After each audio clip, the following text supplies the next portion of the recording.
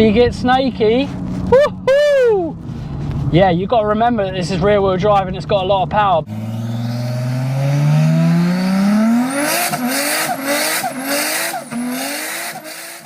Hi guys, Alex Peak Performance Reviews. Welcome to another vlog and welcome to another car review. Today I'm going to be finally getting a chance to drive the Alfa Romeo Quadrifoglio. 510 horsepower, rear wheel drive, gorgeous looking car, and finally I'm going to get a chance to drive it. So yes, like I said, finally I'm getting my chance to drive out in the Alfa Romeo Quadrifoglio, shall I say Giulia Quadrifoglio. Like I say, this has pretty much everything I would want in a car. Big power, rear wheel drive, beautiful chassis.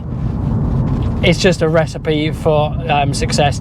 The interior is absolutely stunning as well. These bucket seats do a really good job holding you in, but the most important thing is the drive. I'm in obviously N mode, which is basically a normal kind of comfort mode. So you've got this DNA round rotator. It basically gives you lots of different options for making the car feel more comfortable, feeling a little bit more racy, etc., depending on how you're feeling. A obviously is quite dulled down. N is kind of a neutral kind of middle ground. D is dynamic, and that's obviously a little bit more sporty. And then you have race. We also have things on the suspension that can be changed, and it puts it into the most raciest setting on the suspension, as well as kind of the most raciest setup on the engine mapping. But I'm going to go through all the different modes and try every different mode. So we're just in A. Nice gentle one, bit of sound. Feedback on the steering is quite light. Let's change it to N. Not too much of a change there. Up into D for dynamic. You can tell straight away the crispness of the throttle response. Like I say, we have got an automatic gearbox on this car, and we've got the lovely aluminium paddles as well we can use, which I'm going to make it feel a bit more manual. You can put it into a manual tip mode, which I'll do as well. I'm going to put it over into that now actually, and yeah, I'm going to leave it on dynamic and just. It's a quick, powerful car. If you like sporty cars like I do, you're probably going to want to do exactly what I'm going to do. And I'm going to put this in race. Yes, it's probably a bit leery for most people, but it's how I like things. It turns stability control off a little bit. A little bit of the traction is dulled and tamed as well. Or should I say tamed is taken off a little bit.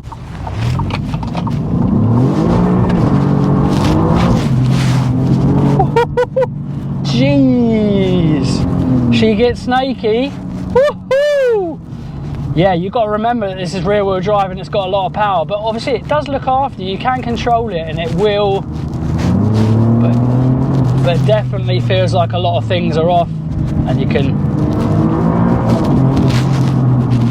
Woohoo! Yeah, you got to keep your wits about you when you're on this mode, when you're on this in race mode. The suspension is definitely more stiff. Yeah, this race mode definitely is a lot more lively.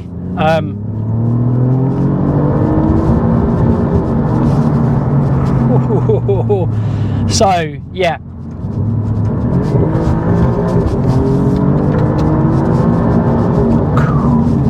you definitely can feel and know that it's in rear wheel drive. It's rear wheel drive when you put it in race mode. Like I say, everything gets a lot more sporty. The throttle response is a lot more responsive, and you can hear that Akrapovic exhaust that's on this one, spitting kind of flames almost out the back and popping and cracking as you're banging through the gears. But yeah, the steering weight is still relatively light. It's a little bit lighter than I would like, but it definitely has a bit more feedback and weight to it on this race setup, on race mode. And you can feel the diff and the suspension. It's quite soft though. It's the dampenings are a lot more sporty, and you can feel the dynamics of kind of the reflex of the dampeners adjusting to the road a lot quicker. But Alfa have left this car and made this car yeah, relatively soft, so it's still comfortable relatively comfortable in all settings. It bounces around a bit more in the wilder settings with the wilder suspension mode, but they've made the chassis soft, so you can really rotate it. The front end and the rear end communication is lovely.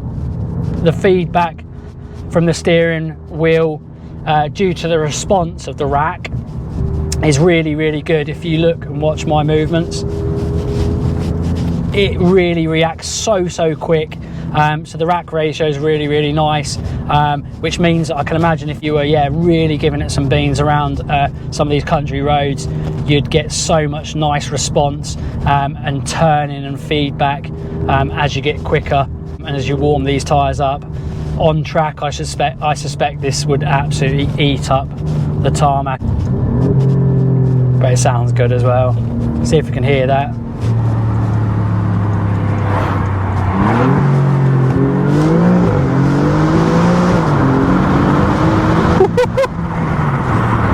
And the brakes are good as well.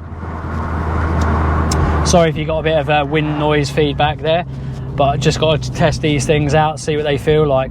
But yeah, so steering, weight, response is really good. Weight a little bit light than I would have liked, even on race mode, but it does give you a lot of communication due to the response time and the rack ratio. Basically, it's response to kind of transitioning from going left to right the moment you turn right or left.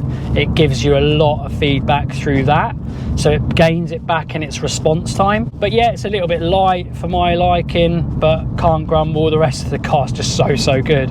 The interior, the quality, the leathers used, the carbon fibre, the steering wheel that looks like it's come from a race car with this start-stop button in the centre here, you know, with a nice little kind of brushed aluminium accents with the carbon fibre.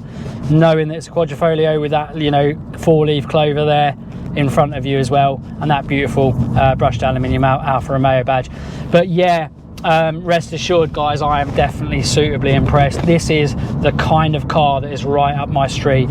It is proper Larry. It is, when you put it in race, it is manic. It is, you've got to tame this car and you've got to be careful. You've got to treat it with respect, because if you don't, in race mode, this would bite your head off, I can guarantee you. So you need to know what you're doing if you're going to put it in that mode. Like I say, this is a high horsepower car with a lot of torque going through those rear wheels, but obviously it's got a proper limited slip differential, doing really good things. I could feel that when I kind of planted it out of that kind of side road earlier on. It was going a little bit sideways, or wanting to, but the diff was keeping it nice and straight with a little bit of feedback from myself. And yeah, there's not much not to like. The brakes are really strong and give good feedback with nice modulation underfoot, so you can control the chassis, the feel of the front end and the rear through the braking. It's nicely biased on the brakes by the sounds, by the feel of it. It keeps the front and the rear in check as you get hard on the brakes, even if you're kind of mid-corner. So it's, yeah, Alfa have done a really good job on this car. They really have. I think on the roads, I would say for most people, don't put it on race. I'd probably put it in like dynamic mode, which is like a sports mode. It's as Larry as you'd want the car to be, really, in these kind of situations, without it being a bit too Larry and a bit dangerous. To me, it's not dangerous. I race. I've got a kind of race background, so I kind of am ready for those things. I'm not saying anyone else wouldn't be, but just be careful if you do put it in race and you have a go on one of these cars. But it is just so good. I'm babbling because I'm loving it, and it's so good. It ticks all the boxes. Alfa, well done. I'm applauding you 2 or 3 years too late, but yeah, thanks Alfa UK for allowing me to drive. What a machine, what a weapon. I want one. So yeah, what else is there to talk about? Well, interior, it's lovely and spacious in here, like I say, lovely and luxurious. It's got all the bells and whistles that you'd want from a fast GT executive sports car, which effectively this is, and it's a fun executive sports car. So quick at covering ground. If you put it in kind of some of the normal modes and the more calm modes like N and A, you can obviously tailor, you know, the different settings as well to suit what you want, to get the best of every world, whether that be engine response, etc. I haven't got enough time to do all that today, so I'm not going to do that. But if you were to have time to set that up, that'd be lovely, and I'm sure you could find the perfect mode for you. But the interior is absolutely gorgeous. There's loads of seat space and room and leg room in the rear. There's a huge boot in the back of this, so there's loads of space for your golf clubs, the kitchen sink, the whole lot, all your bags, etc. Lovely sound system. I have turned this on as well, and it's gorgeous. But yeah, it just ticks boxes for you know, a daily usable, fun, mad, controlled, comfortable car that can do all of that. And it's just superb. I can't fault it. I can't say anything more about it. It's just superb.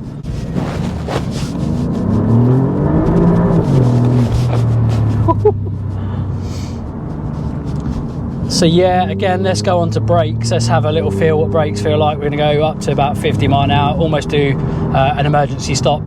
Take it down to 50. Ready? 1, 2, 3, go. Yeah, the brakes are absolutely phenomenal on this car as well. There is nothing that Alfa has not covered on this car. It does everything so well, like it should. Like I say, it's very leery in race mode, which I love. It wouldn't be the kind of setting to put on everyday drives, I'd say. But if you want to kind of be woken up,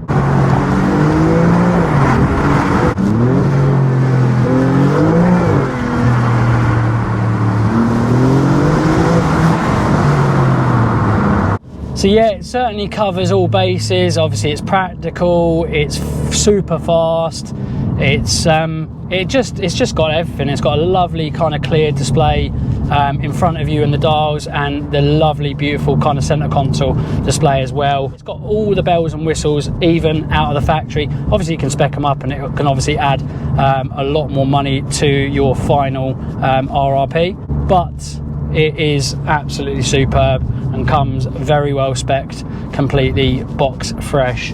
But yeah, let's go on to dynamics and handling, raw dynamic handling of this car a bit more now. Let's give it a little bit more of a push around these country roads, and let's see what this car is all about.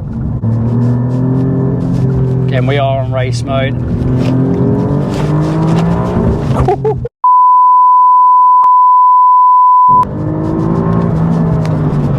Yeah, it is. I mean, the race mode definitely is a little bit too leery for these country roads. I'm going to put it back into dynamic. That dials back all of the stability settings as well as traction. And I think, like I say, that's going to manage everything a lot better. You can still kind of go into tip and go through the box and make it sing a little bit more.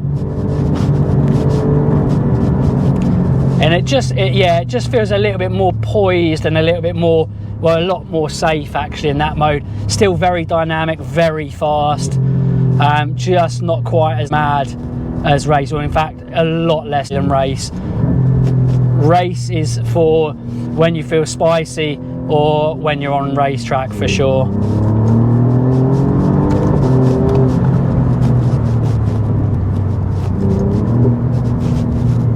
Let's go around these little lovely country roads. Again, in dynamic now, out of race. Want to be able to keep the car a bit more straight. I know we've got a bit of traffic, but we can see these transitions, nice little lumps and bumps. Irons out those bumps really, really nicely. And it's superb. It really is good. Gonna let them let these cars gap us a little bit. And it still gives you a little bit of slip, and lovely over that crest. and it just covers ground and just eats up the tarmac.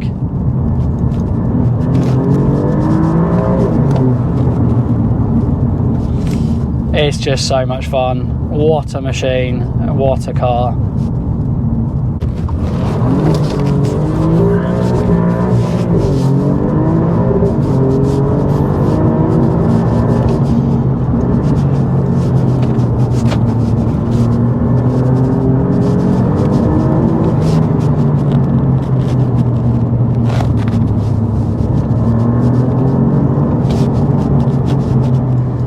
So that is the end of our review in the Alfa Romeo Giulia Quadrifoglio, and I just, to be honest with you, I'm mind blown. I knew I'd like this car, and I knew it would be a bit of me, but I didn't know how much of me it'd be, to be honest with you. I know it sounds mad, but no, it's rear wheel drive, it's big power. Everyone who knows me really well will know that I love cars like this.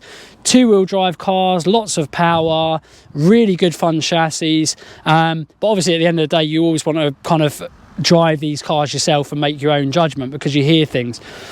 But rest assured, it's a car I'd own myself, and I have to say it's just blown my mind. Alfa have done like the most amazing job with that car. If you want it to be comfortable, you can turn it to kind of N and A and individually customize exactly what you want from that car, and you can make it less leery. If you want it to be insanely leery for UK roads, you put it in race, and I love it, but you'd have to feel in the right mood to do that, even someone like me. But it's just insane. In race mode, it just is so crazy. It feels like it's got even more horsepower than that. But that being said, at the best of times and most other times, in all other modes, it looks after you so well. Dynamically, that chassis is so fun and so playful. There is a little bit of roll, but there's a little bit of kind of orchestra and fun in that. It's not tight like a really super crazy tight supercar chassis, but they've done it for a reason. They've done it to kind of set synapses off and make you kind of feel all excited and fun. And it really does that in bucket loads. What that allows the car to do is it allows it to rotate, it allows it to move around a lot. And people like me can't help but love things like that and fall in love with things like that and with cars like this.